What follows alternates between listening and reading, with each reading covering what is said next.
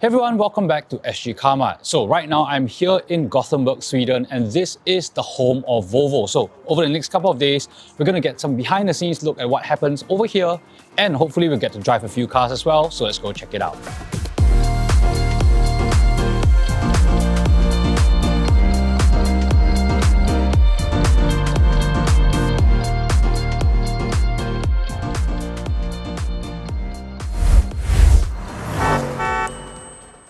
So our first stop is World of Volvo. So this is a brand new facility just opened this year in April. And this is many things. It's primarily perhaps a museum, but it's also a workspace, a conference space, a restaurant. It's everything about Volvo, right? It's literally the world of Volvo. Now, this exhibition showcases Volvo's heritage. But to be very clear, Volvo's not just a car company. Volvo has made cars, obviously, but they also make trucks, they also make buses, digging equipment, and they even made a boat.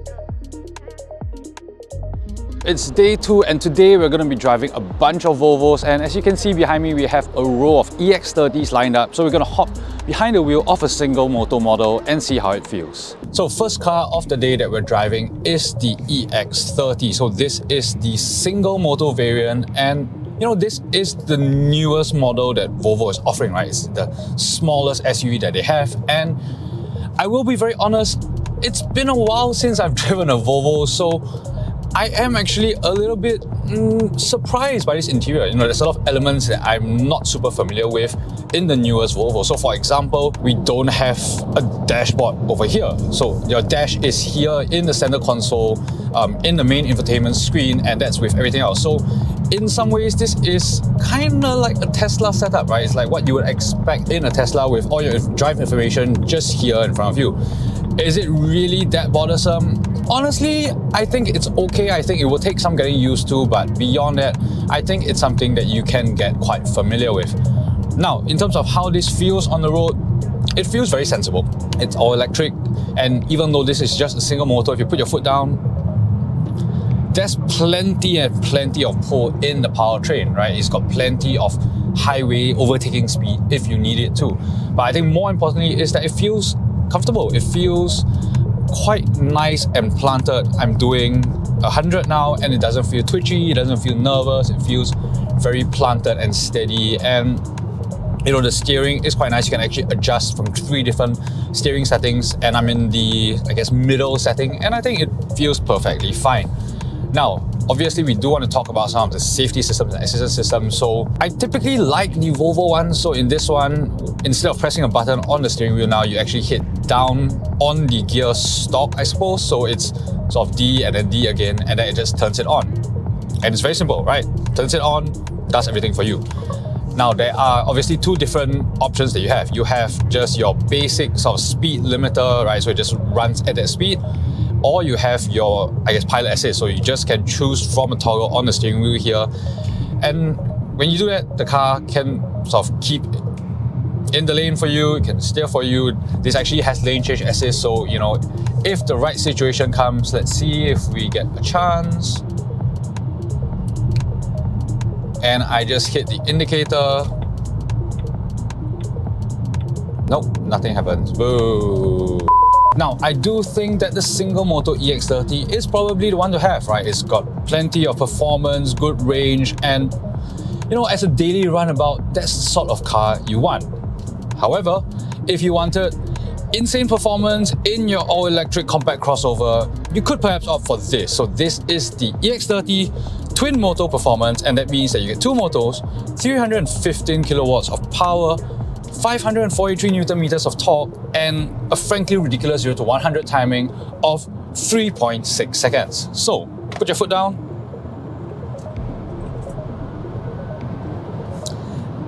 And I'm not convinced anyone needs that much power and performance in their daily runabout compact crossover, but that's what you're gonna get with this twin motor variant. Now, how does it feel to drive on the roads? Honestly, it feels very similar, and it should, right? This is functionally the same car, just with a lot more power thanks to 1 additional motor. Now, interestingly, this car, because it has two motors, it's also all-wheel drive, so you have obviously the additional traction through corners. But, you know, on the highway, I'm doing 110 now, and it feels comfortable, it feels quiet, it's easy to drive, it still feels quite nimble, light on its feet, but not twitchy in any way, and generally a very, very pleasant car to drive. Alright, so I'm in the back seat of the EX30 now, and initial impressions, obviously, it's gonna be a little bit on the tight side, right? This is a small car. Now, if I'm seated upright, I think, you know, legroom, I have just a little bit of space, but actually quite a good amount of headroom. And one thing I do like is this massive panoramic roof. So this actually helps the car feel a lot more airy, so if you don't have that sense of claustrophobia, right? Because it's so much glass, it's so much light, and that's good, and that helps to compensate for the fact that this is quite a compact space. Good thing though is that because we have an almost completely flat floor, if I slide over into the middle, it is actually usable, right? You could fit 3 adults here quite comfortably. Ironically, the middle seat might be the seat to be because of the gap here where your knees can actually move a little bit more forwards. But otherwise, you know, it's a nice space. It is a small, compact space. Now, I do want to talk about materials, right? So we have this fabric material all around and even on the door cards and, you know, trim everywhere. You don't actually find any leather in here, I don't think. And, you know, that obviously speaks to the sustainability approach that Volvo has taken to its EVs. And to be fully honest, I'm not mad. I like it. I like how it feels. It's, you know, good at dissipating heat, and it's a nice alternative approach, right? And you know what? I cannot dislike that at all. Now, I also do want to point out these door handles. They are kind of cute and cool and open up quite nicely. Now, front seat. So all your dashboard functions are actually housed here in the infotainment system. It's this top portion that is essentially, that is your dashboard. It's just, you went from here over here. Is it initially a little bit weird? Yes, I think it is, but you will get used to it. You know, it's kind of similar to the system that you will find in a Tesla. Beyond that, I think it's a nice cabin. You know, it feels premium. I like the materials. It is, yeah, you know, it's a compact car, but it doesn't feel very tight here in the driver's seat. It's also obviously helped by the fact that, you know, there is more or less no center console, right? There's this massive little storage area that you can open up with more storage underneath. There is a charging port, and a little cool trick that Volvo has done is, if you look over here, there is no cup holder. However, it's actually hidden quite nicely over here. So if you push in and then the cup holder slide out, and if you don't need 2 cup holders, you can actually push it in and becomes 1 cup holder. So that's a nice clean solution to declutter the cabin. Some other interesting things that you don't see any buttons on the door. So windows here, your locks here, and I do like this minimalist, simplistic approach, but not overdoing it, right? It's not, oh, 0 buttons in the cabin. There's still some essential buttons, but other than that, you know, most of your functions are housed in this infotainment system. So let's quickly run through this infotainment system. Interestingly, it's not the first time I'm seeing this particular UI, right? So actually, I first saw it on the Polestar 3 and I like it. I think it works very well. So put simply, you have the main bulk of your display being your Google Maps. So this is an Android system, so it runs Google natively and it's always going to be there. And I think that's very sensible, right? That's what most drivers will use. Now below that, we have your Bluetooth, phone, Spotify, camera, assistant, trunk, glove box, etc. And then right at the bottom is your main functions like your home, your apps, your volume, your climate controls, your car functions, and then your hazard lights. Now overall, I think this setup is very practical, very usable, very easy to access. It's one of those where once you kind of have set up your car for the first time, you don't really need to get too much into functions, right? Again, primarily you're going to be using, let's say, Google Maps. It is here, ready to go. Hit the search button, you can type it out, you can use the voice assistant, and I think it's a practical system to use, right? You don't have to think too much about it, and I like that about it. Now, from the EX30, I have now moved up one size to this, the EX40. Now, if this car looks familiar, it's because it should.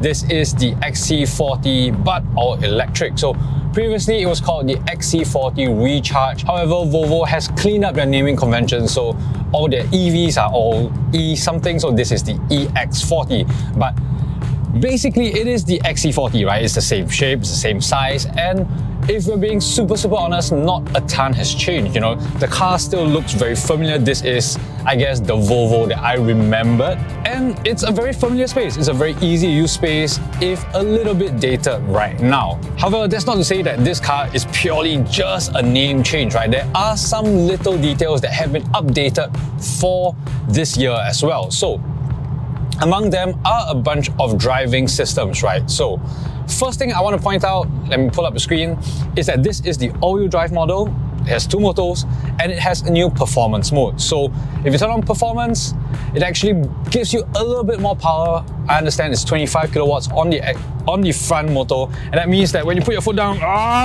it's quick. It's very quick. Right? It has that instant push that if you really need it, you can put the car in performance, and it prioritizes performance over range. Obviously, do I think that's absolutely necessary? Not really. I would leave it in standard and just drive it normally, because I think even in standard mode, when you put your foot down, it's still very quick. So obviously, acceleration is never going to be a worry with this car. So one new system to talk about, intelligent speed assist. So typically in any kind of speed limiting system, it basically makes a noise and annoys you by beeping, right? And just telling you, oh, you're above the speed limit. And that's quite normal. And that still happens in this car if you just leave it in its normal setting. However, there's a new thing called adaptive pedal response. So basically what this does is that when the car detects that you're above a particular speed limit, it actually affects that throttle response. So instead of your normal throttle response, you actually then start to feel that there's a little bit more resistance, right? And now I'm slightly just above the speed limit.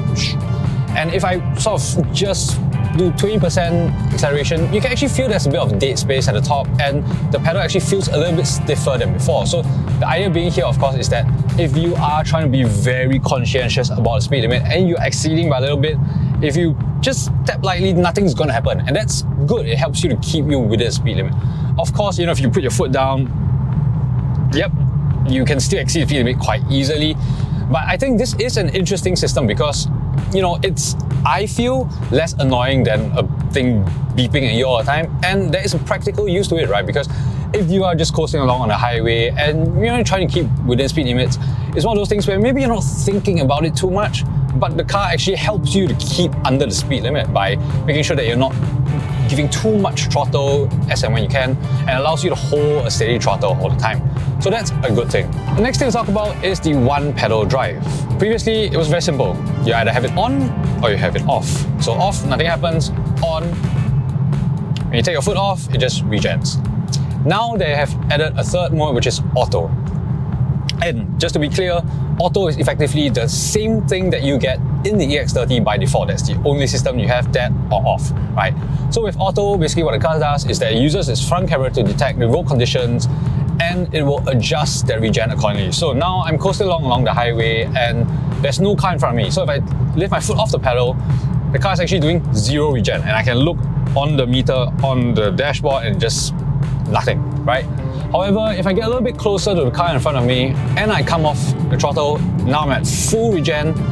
The regen is going down a little bit because, you know, the car is a fixed distance in front. So it's quite a good system. It's quite a smart system. I think it's a very usable system on highway driving because, you know, you don't want road conditions change, and the adaptive sort of one pedal drive works to change the regeneration according to the system as well.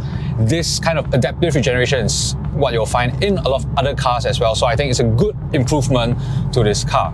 So if you are wondering when this EX40 will be available in Singapore, our understanding is that it's slated to be launched sometime in the end of June, subject to homologation, of course. So, you know, the EX30 is already in Singapore. This EX40 and then the EC40 as well is going to be available very soon as well.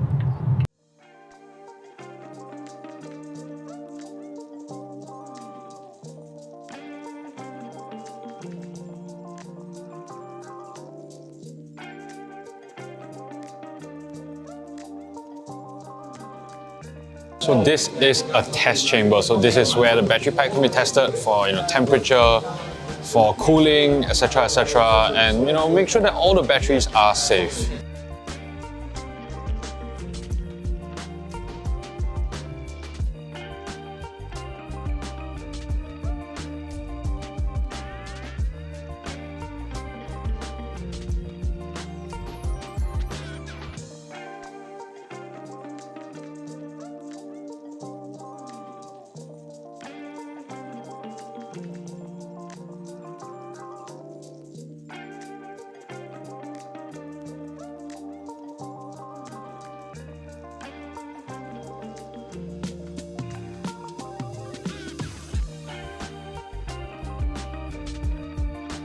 Alright, so that's my time here in Volvo Cars Torslanda, and that's the end of my time here in Gothenburg. So I hope you've enjoyed this video and do remember to like, share and subscribe. And of course, you can also check us out on TikTok at Sgcarmart. So that's my time in Sweden. See you back home. Bye! When you cross... Car functions, bleh. Fake news. This is it in its normal operation, right? Make a noise, make a noise, make a noise. These cars, I mean, they are all aimed at different audiences. Bleh.